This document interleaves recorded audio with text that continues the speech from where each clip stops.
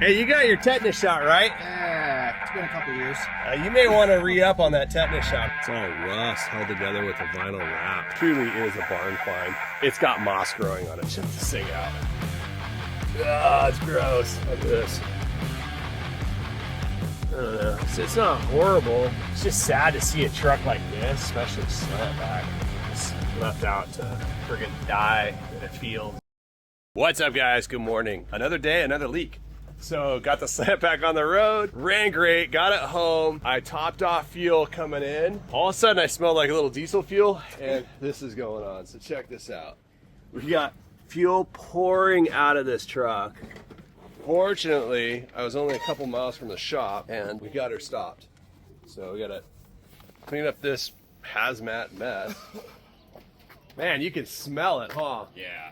Yeah, it's bad. So what happened is we built the truck, we did the conversion on it many years ago.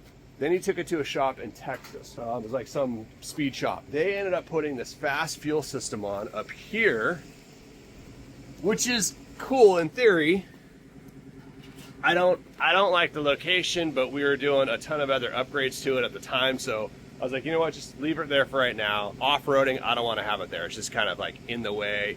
Maybe throw a rock up there and then I'm dead on the trail. So I don't want to have that. But what was happening is there's a return line from that. It's got a ton of pressure and kind of over pressurizes the fuel system to the CP3 pump, which is up there on the engine. And it has a return line, like a bleed off line that comes off of there and it comes back to the tank. So the idea is that extra pressure is supposed to go back to the number 1 tank here or the number 2 tank here. The problem is you just complicated the whole system and we're kind of worried about it being kind of overcomplicated, but it seemed like it was fine. The reason why it looked like it was fine is because the fuel was like midway up. So we've only put a few miles on this truck, maybe 30 or 40 miles. So after I topped off the fuel, what happened is this little valve right here, I don't know if you guys can see it right there, that valve is supposed to switch on and off. And what happens is it designates which tank it goes, the return goes back to. It goes back to the main tank right here, or it goes to the aux tank back here. The problem is it didn't work and it's just overfilling the aux tank. So now the aux tank is leaking through the top of the tank right there. And you can see it's still pouring down, jeez. Yeah, it's still pretty common. Oh my gosh. Coming pretty steady still. She's bleeding out, dude. So, yeah. I don't think she's gonna stop. Gosh, we got a mess to clean up too, all in there. I mean, it should be stopping. It is slowing. That one's now dripping. But there's no reason why she should be kind of bleeding out like this. So, that's a new problem for the Slantback. Just kind of getting through all the systems and getting her back to stock. I think we're gonna have to rip that fast fuel system off or come up with an easier, better way that all this can work together. Because right now this isn't working out well. Talking about Slantbacks, look at what we got over here. So my buddy Bill Wu, he's in the industry, San Diego guy. He's been selling H1s for years. Got himself an original Slantback, so congrats, Bill. So for you, dude. So he got it shipped in, and tow truck driver called and said, hey, this thing's not starting. So he just towed it to the shop. We got it in here, and now we're kind of going through diagnosing it. We got it fired up for a minute, and then it shut down. So truck's been sitting for quite a few years. Like really, truly is a barn find, neglected. It's got moss growing on it. Check this thing out.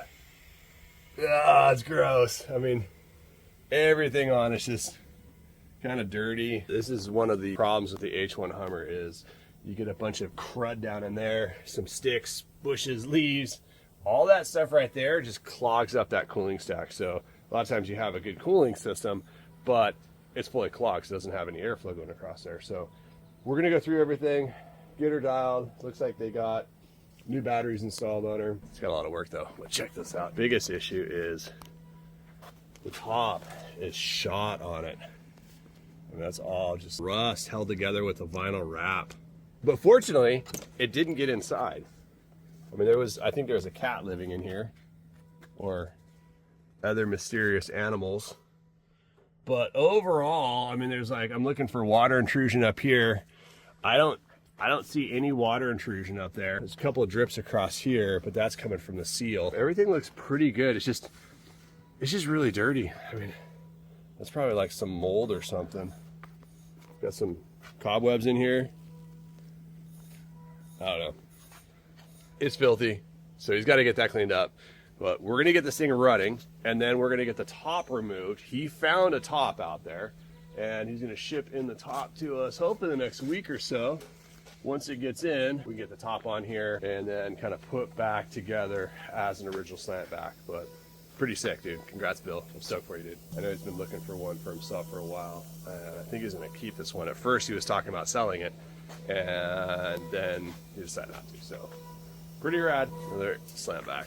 Badass. Oh, we got that Alpha Slantback back in too. Yeah, check this out. This is that 2006 H1 Alpha Hummer with the Duramax engine already in there. Years and years ago, a shop converted it to kind of a Slantback with the original Slantback pieces. AM General had some leftover pieces, so they threw it on here. They did a really good job. Inside is beautiful. It looks like an H1 Alpha, an Alpha Slantback, I should say. So he bought it, drove it down from Oregon or Washington, and it had some issues. Drive shaft failed on it, so we ordered up some new drive shaft, got them in. They arrived, so he showed up again, and we're throwing those in there along with some other work and get her back on the road for him. So a lot of Slantbacks today. Original Slantback, 2006 clone with original parts. And then we got another Slantback in here. So this is a Humvee with a Slantback kit on there. So you see up there, it's all Slantback kit. That guy is in. We're fixing a conversion that was done on it. Another shop or maybe somebody's house, they did the conversion.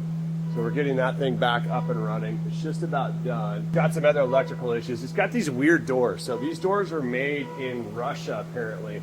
And that's the door handle. I can't quite reach it, but you press the top of it up there and then the bottom kind of pops out. Oh, there it goes. Kind of see that. You lift up on it and you can open the door. But horrible design. They're electronic latches. So if you lose power, can't get in. You're gonna have to literally bust out a window or, I don't know, somehow break into the vehicle. Really not a great design. Oh, this thing's kind of cool. So shop back east in, I think this is actually, yeah, this is in Texas. Started on a Cummins conversion. They thought they could get into it. They bought some components from us. They opened up a can of worms and then realized it's a lot of work. So we ended up pulling it from that shop. And I think they did the right thing, and they called them and said, hey, this is just more than we want to buy it off. They got it kind of placed here, and that's about it. So we got it in, got the body separated, and we're getting the engine placement set up. Gonna build a cooling stack for it, redo all the wiring. You can see like all this mess going on right here. So we are going to rebuild the wire harness on it and then get her running in a couple months hopefully. So a ton of work there. This is interior. It's going into place. We've got Roy upstairs, right up there, finalizing the interior on it. I think we're getting really close though. Yeah, so we've got the back half done. It's all kind of a gray tone back here. And then we've got black leather down here in the bottom half. So this is a cool design. It's coming along. I like the door panels. They're super clean looking.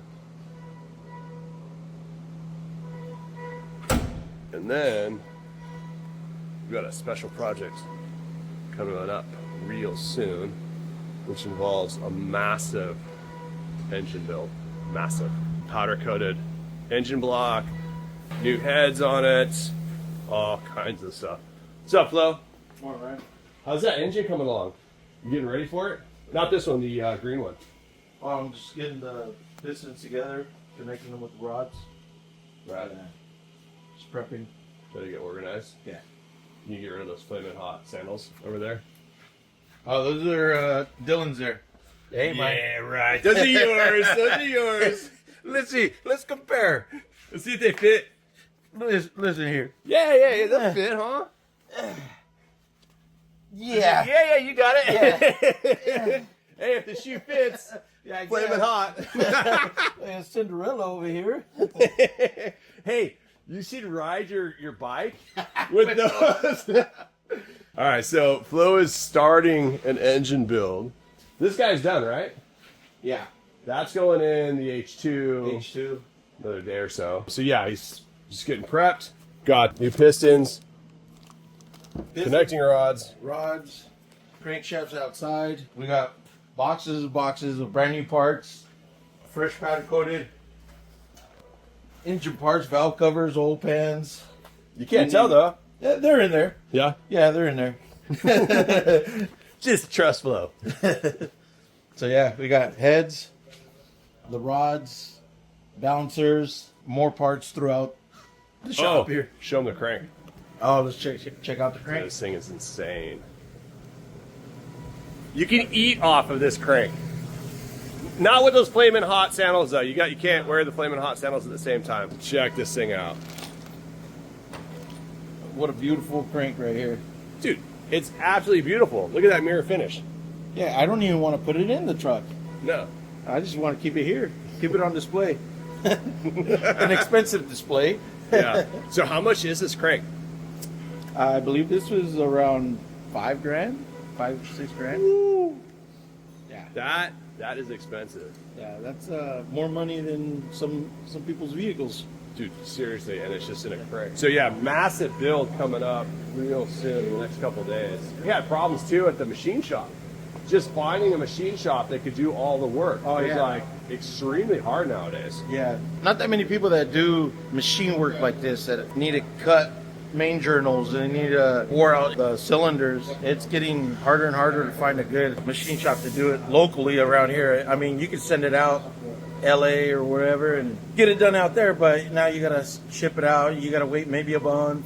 It just takes forever. Yeah, we actually found one guy in Riverside, right? And then one guy in San Diego. So Yeah. that was the closest. So they did a good job. Yeah. Beautiful work, and they're highly recommended. So if you guys are looking for a good machinist in San Diego, let us know. We'll give you that name and number. This is why you should change your filters. Right there. Oh, dude, what is that? I don't know. Where is it at? There is There your you go. camera. There it is. That is gross. Look at the rest of it here. Yeah. Damn. Nasty. I mean, I haven't opened it up. We could always open this thing up, but I'm pretty sure that's all inside here. Yeah, let's open it up. We'll open it up. How are we gonna open it up? I'd imagine with the saw. Do we have a Sawzall somewhere? Look at that.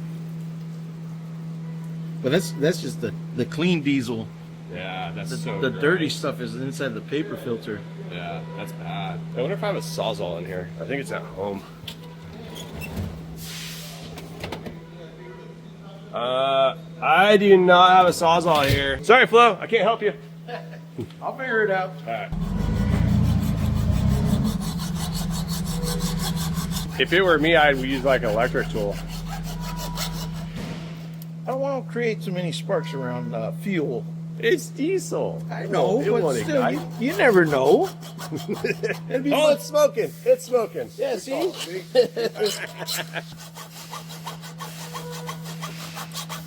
You tired yet? Almost.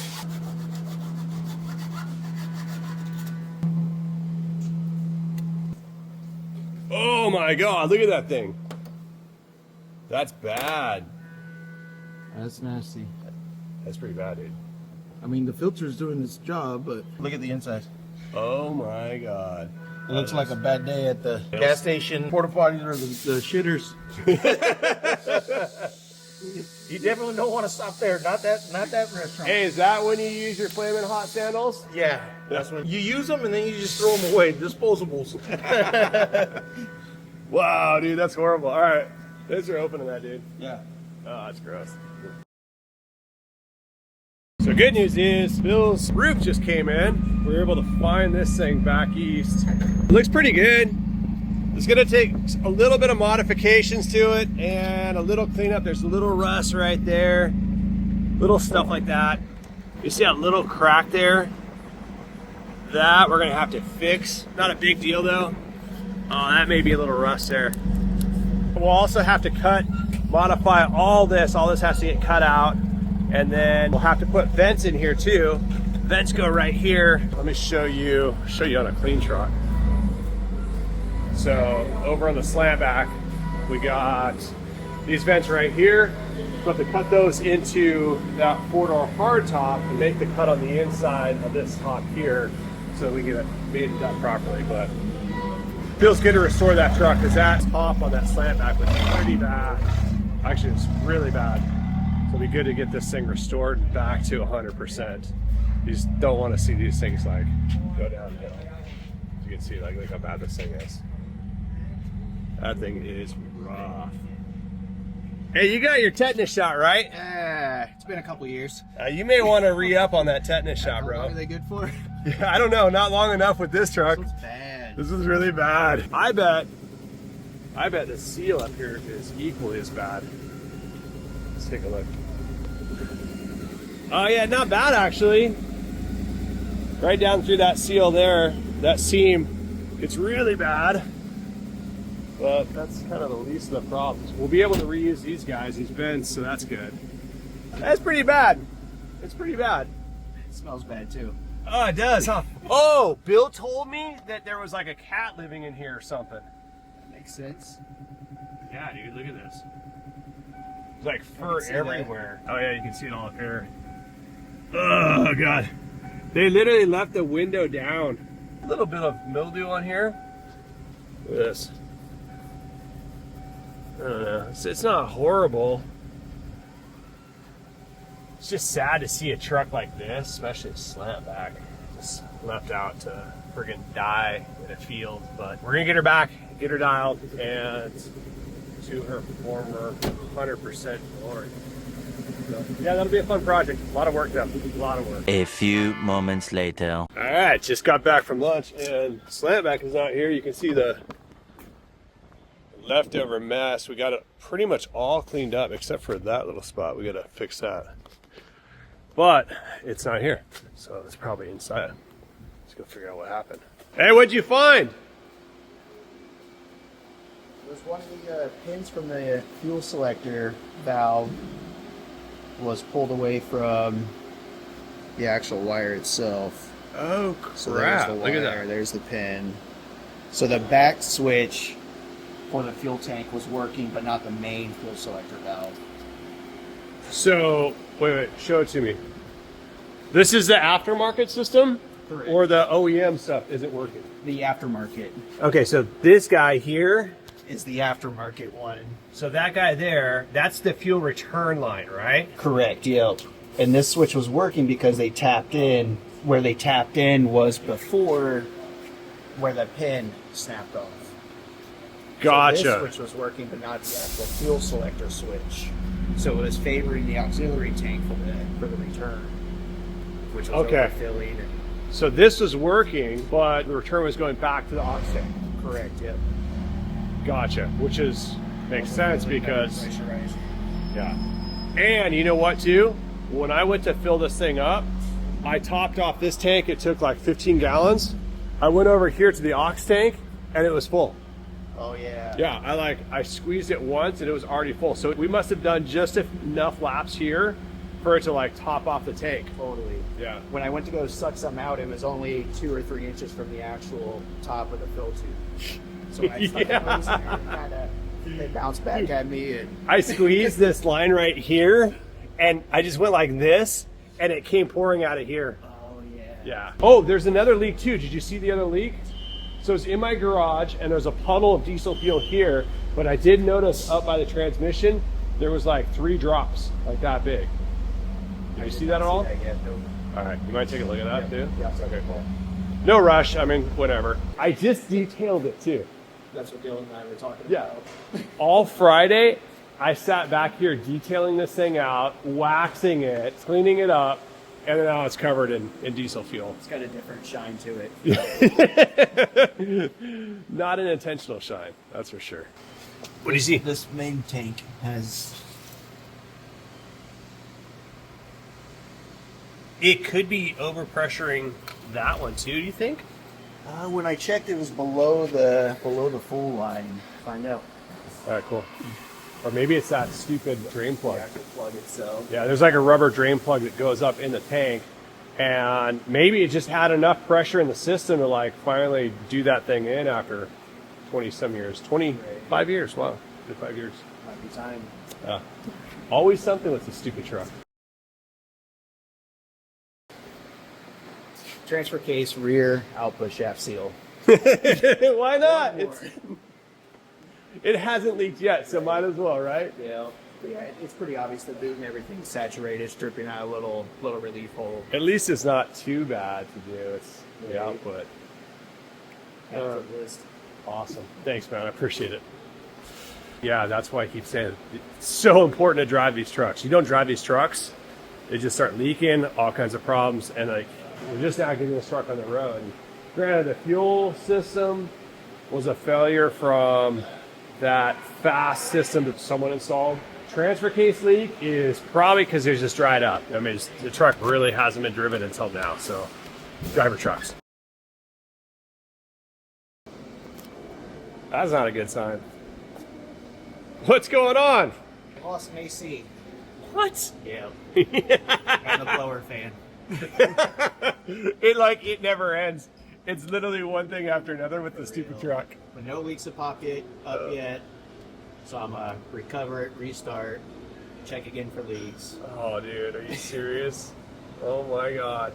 This is seriously like a love-hate relationship I have with this truck. It's like, it's my dream car. Hey, what's that saying? You should never meet your dream girl or something like that? Something like that. Just Yeah. causing more issues. Yes, exactly, more issues. So yeah, my dream car is like causing me nothing but grief. Oh gosh. Once it's finished, it'll be done right. Hell yeah. Brad, thanks. What's wrong with the fan? What happened there? I'm not sure yet. It's lost its ground somewhere in between something, but I'm not sure if it's a relay or what. We had that one wire that came loose, so maybe it's something where they got in there and monkeyed with it or something. I don't know what. Yeah, or maybe right here. I don't know.